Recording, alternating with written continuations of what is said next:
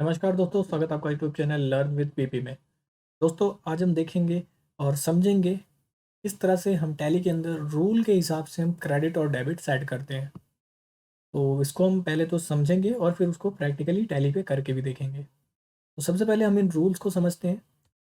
इस रूल को हम कहते हैं गोल्डन रूल ऑफ अकाउंटिंग।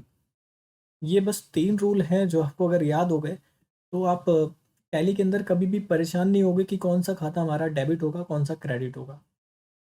तो सबसे पहले बात करते हैं यहाँ पे पर्सनल अकाउंट। पर्सनल अकाउंट का जो रूल है वो ये है कि डेबिट द रिसीवर। जो भी पैसा या फिर जो भी चीज़ है वो रिसीव कर रहा है वो डेबिट होगा। असल में यहाँ पे बात पैसे की ही है। जो भी व्यक्ति पैसा रिसीव कर रहा है वो डेबिट उसका खाता हो जाएगा, और जो देने वाला है व्यक्ति वो क्रेडिट हो जाएगा। और यहाँ पर आप एग्जाम्पल समझ सकते हो। जो अकाउंट किसी भी व्यक्ति, ऑर्गेनाइजेशन, कंपनी से जुड़े होते हैं उसे पर्सनल अकाउंट कहा जाता है। उनके अकाउंट को पर्सनल अकाउंट कहा जाता है। जो भी कंपनी, ऑर्गेनाइजेशन या फिर कम अकाउंट होते हैं उनको।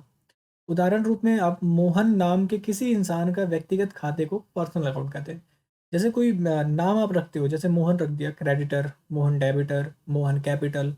ये जितने भी ऐसे खाते होते हैं जिनमें नाम यूज़ होता है वो पर्सनल अकाउंट होते हैं। और किसी भी व्यक्ति का बैंक अकाउंट जो भी है, कैपिटल अकाउंट, सप्लाइज या कस्टमर अकाउंट, ड्राइंग अकाउंट, ये सब हमारा पर्सनल में होता है। यहाँ पर ये काफ़ी अच्छे से रूल्स में मैंने आपके लिए लिख दिया है। आप इसको नोट कर सकते हो, स्क्रीनशॉट ले सकते हो, जो आपके लिए काफ़ी यूज़फुल होगा। नेक्स्ट यहाँ पे बात करते हैं real account. Real account debit what comes in और क्रेडिट व्हाट गोज़ आउट। दो चीज़ें होती हैं रियल अकाउंट में, debit and credit what comes in. अब रियल अकाउंट किस चीज़ को कहते हैं? जैसे कोई हमारी फिक्स एसेट हो गई, और इन चीज़ों को फिक्स एसेट हो गया, यहाँ पे आप देखेंगे एग्जांपल के साथ कि building, machinery, furniture, vehicle account, ये सारी चीज़ें हमारी रियल अकाउंट में चल रही हैं।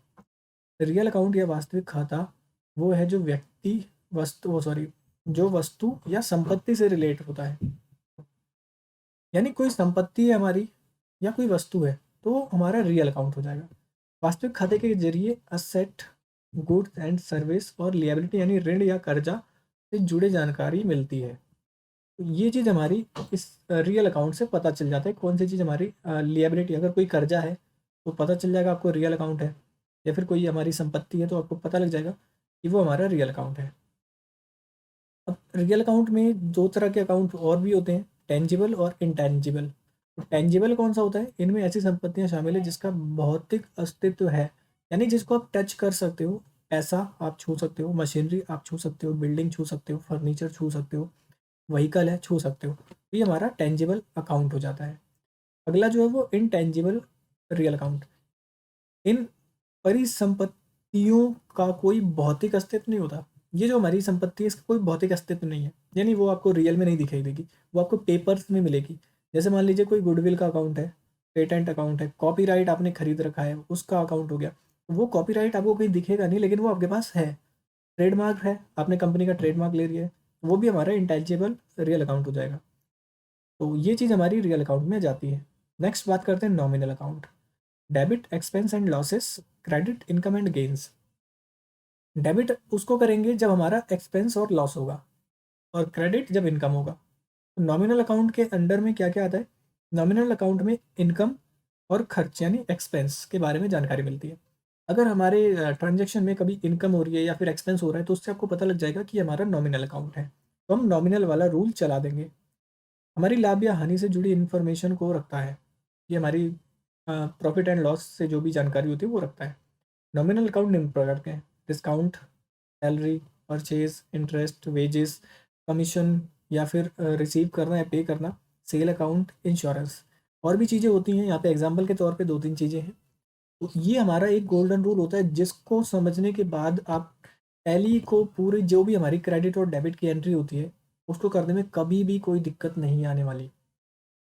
आपको लेजर्स को समझना होता है कि हमारा कौन सा लेजर किस अकाउंट के अंडर में चला जाएगा, पर्सनल में जाएगा, रियल में जाएगा या नॉमिनल में जाएगा, ये हमें खुद समझना होता है।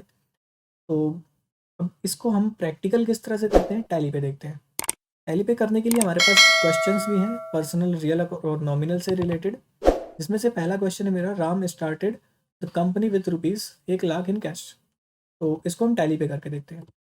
टैली पे कंपनी क्रिएट होने के बाद आपको यहाँ से जाना है अकाउंट्स इन्फो और कुछ लेजर्स बनाने हैं। तो लेजर्स मैंने पहले ही बना रखे हैं, तो यहाँ पे मैं जा रहा हूँ सीधे अकाउंटिंग वाउचर। अब पहला जो हमारा ट्रांजेक्शन है वो ये है, Ram started the company with rupees 1 lakh in cash. तो राम ने कंपनी स्टार्ट करी है 1 लाख रुपए कैश दे करके। अब वो राम से कैश आ रहा है और कंपनी के अंदर आ रहा है, जो हमारी ये कंपनी है।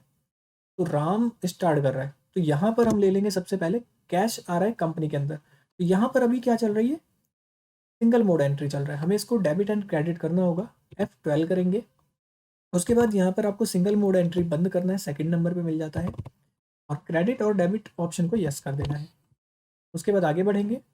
अब राम से कंपनी क्या कर रही है, रिसीव कर रही है, तो F6 करेंगे, रिसिप्ट आ जाएगा।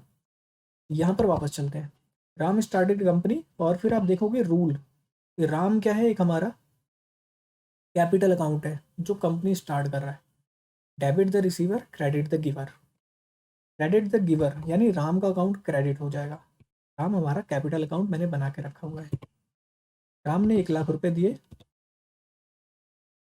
एंटर करेंगे, और डेबिट हमारा दूसरा अकाउंट हो जाएगा कैश। इस तरह से राम ने 1 लाख रुपए कैश में जमा कर दिए हमारी कंपनी के अंदर। ये हमारी पहली ट्रांजेक्शन हुई है। नेक्स्ट अगली क्या चीज़ है, अगली है ₹50,000 पेड फॉर मशीनरी। हमने मशीनरी के लिए पेड करा है ₹50,000। तो हमारा जो रूल है वो मशीनरी आता है रियल अकाउंट में। अब देखेंगे मशीनरी अकाउंट रियल अकाउंट में होता है। Debit what comes in, credit what goes out. तो क्या हो रहा है कि ₹50,000 हमारा मशीनरी जो एक्सपेंस है उसमें गया है, यानी मशीनरी अकाउंट में क्या हो रहा है, आ रहा है, मशीनरी अकाउंट में पैसा गया है। तो यहाँ पे आ रहा है डेबिट व्हाट कम्स इन। तो हमें क्या करना है, इस बार डेबिट में हमें लेना है व्हाट, वो मशीनरी। तो हमारा जो चला जाएगा, आप अगर देखोगे यहाँ पे कि डेबिट व्हाट कम्स इन, क्या वो पैसा आ रहा है या फिर जा रहा है, ये हमें यहाँ पे ध्यान देना है। तो ये काफ़ी कॉम्प्लिकेटेड रहता है, आपको अगर ये समझ आ जाए तो आप कोई भी अकाउंट इससे समझ सकते हो, क्लियर कर सकते हो। तो यहाँ पर क्या है, संपत्ति भौतिक अस्तित्व जिन्हें छुआ जा सकता है, उदाहरण के लिए लैंड वगैरह। तो इसी में हमारा मशीनरी भी है। तो मशीनरी क्या हो रहा है, मशीनरी के लिए हमारा पैसा गया है। डेबिट व्हाट कम्स इन और क्रेडिट व्हाट गोज आउट, ये रियल अकाउंट में चला जाएगा। और हमारा जो भी क्वेश्चन है वो ये है कि हमने पेमेंट करी है मशीनरी को, और मशीनरी के अकाउंट में पैसा गया है। तो हम आ जाएंगे टैली पे, अब हम करेंगे इसको पेमेंट F5 से। तो यहाँ से हम ले लेंगे मशीनरी, क्योंकि वहाँ पे क्या है, machinery debit what comes in.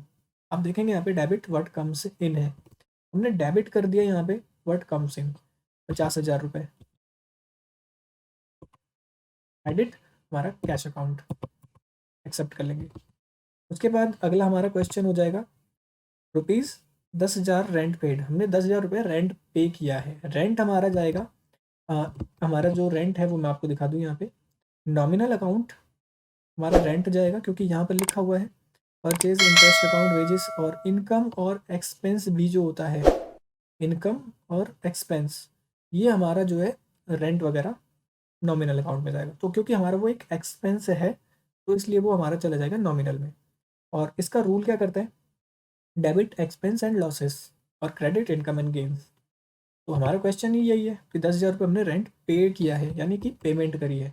F5 से पेमेंट पर ही रहेंगे, और यहाँ से हम उठा लेंगे रेंट को।